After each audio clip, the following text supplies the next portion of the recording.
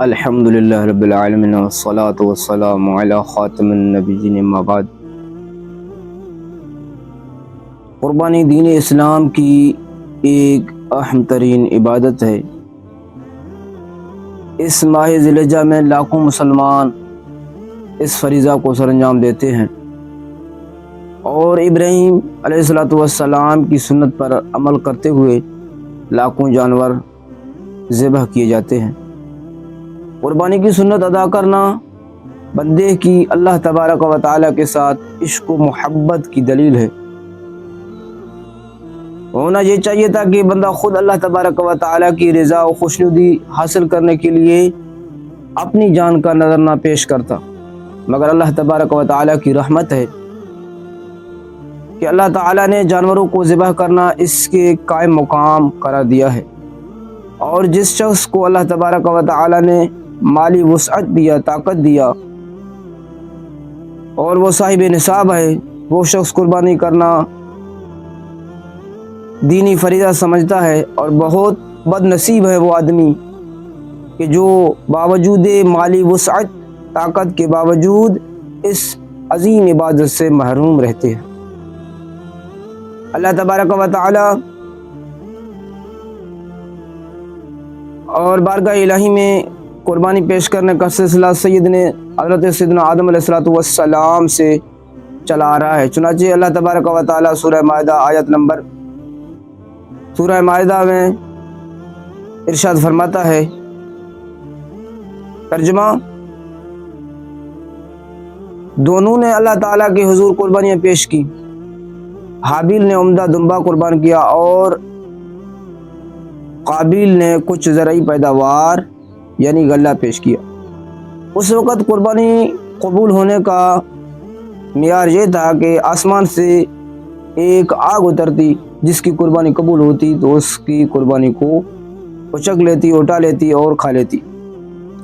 تو اس آگ نے حابیل کی قربانی کو کھا لیا اور قابیل کی قربانی پڑی رہی، تو وہ قبولیت سے محروم ہو گئی۔ قربانی کا عمل ہر امت پر مقرر ہے، البتہ اس کے طریقہ کار اور صورت میں کچھ فرق ضرور ہوتا ہے۔ اللہ تبارک و تعالیٰ قرآن کریم میں ارشاد فرماتا ہے، ترجمہ: انہی میں سے قربانی کی ایک عظیم الشان صورت وہ ہے جو اللہ تعالیٰ نے امت محمدیہ کو عید الاضحیٰ کی قربانی کی صورت میں عطا فرمائی ہے، جو کہ حضرت سیدنا ابراہیم علیہ السلام کی قربانی کی یادگار ہے۔ قربانی اگرچہ ہر امت میں جاری رہا، لیکن حضرت ابراہیم علیہ السلام کے زمانے میں خصوصی اہمیت اختیار کر گیا۔ اسی وجہ سے اسے سنت ابراہیمی کہا جاتا ہے، کیونکہ حضرت سیدنا ابراہیم علیہ السلام نے محض خدا کی رضا کے لیے اپنے بیٹے حضرت اسماعیل علیہ السلام کو قربانی کے لیے پیش کیا تھا۔ اسی عمل کے یاد میں ہر سال مسلمان قربانیاں کرتے ہیں۔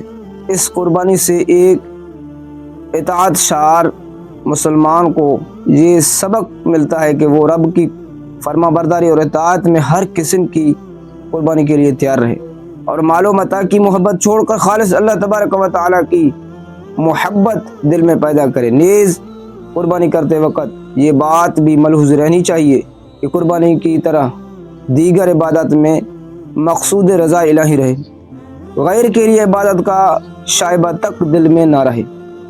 گویا مسلمان کی زندگی اس آیات کی عملی تصویر ہونا چاہیے۔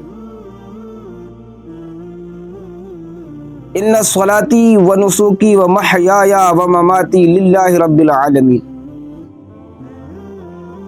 قربانی کی اہمیت اس بات سے بھی واضح ہے کہ نبی مکرم نور مجسم صلی اللہ تعالیٰ علیہ وسلم نے اس پر مداومت یعنی ہمیشگی اختیار کی۔ حضرت عبداللہ بن عمر رضی اللہ تعالیٰ عنہ فرماتے ہیں کہ اقام رسول اللہ صلی اللہ تعالیٰ علیہ وسلم بالمدینہ 10 سنین یضحی۔ رسول اللہ صلی اللہ علیہ وسلم نے مدینہ پاک میں 10 سال قیام فرمایا، اور اس قیام کے دوران آپ قربانی کرتے رہے، یعنی اس 10 سال میں نبی کریم صلی اللہ علیہ وسلم ہر سال قربانی کیا کرتے تھے۔ کئی احادیث میں قربانی کے فضائل وارد ہوئے۔ حضرت زید بن ارقم رضی اللہ تعالیٰ عنہ نے بیان فرمایا کہ رسول پاک صلی اللہ تعالیٰ علیہ وسلم کے صحابہ علیہ رضوان نے سوال کیا، یا رسول اللہ صلی اللہ تعالیٰ علیہ وسلم یہ قربانیاں کیا ہیں، یعنی قربانی کی حیثیت کیا ہے؟ تو آپ صلی اللہ تعالیٰ علیہ وسلم نے ارشاد فرمایا یہ آپ کے باپ حضرت سیدنا ابراہیم علیہ السلام کی سنت اور طریقہ ہے۔ صحابہ اکرام نے عرض کی، یا رسول اللہ صلی اللہ تعالیٰ علیہ وسلم ہمیں اس قربانی کرنے میں کیا ملے گا؟ فرمایا اللہ تعالیٰ ہر بال کے بدلے تمہیں ایک نیکی عطا فرمائے گا۔ صحابہ اکرام علیہ رضوان نے پھر سوال کیا، یا رسول اللہ صلی اللہ تعالیٰ علیہ وسلم اون کے بدلے میں کیا ملے گا؟ فرمایا اون کے ہر بال کے بدلے میں نیکی ملے گا۔ حضرت سید المومنین سیدنا عائشہ صدیقہ طیبہ طاہرہ رضی اللہ تعالیٰ عنہ روایت کرتی ہے کہ رسول اللہ صلی اللہ تعالیٰ علیہ وسلم نے ارشاد فرمایا، انسان بقرہ عید کے دن کوئی ایسی نیکی نہیں کرتا جو اللہ تبارک و تعالیٰ کو خون بہانے سے زیادہ پیاری ہو۔ یہ قربانی قیامت میں اپنے سینگوں، اپنے بالوں اور قروں کے ساتھ آئے گی، اور قربانی کا خون زمین پر گرنے سے پہلے اللہ کے ہاں قبول ہو جاتا ہے۔ لہذا خوش دلی کے ساتھ قربانی کرو۔ اللہ تبارک و تعالی ہمیں عمل کی توفیق عطا فرمائے۔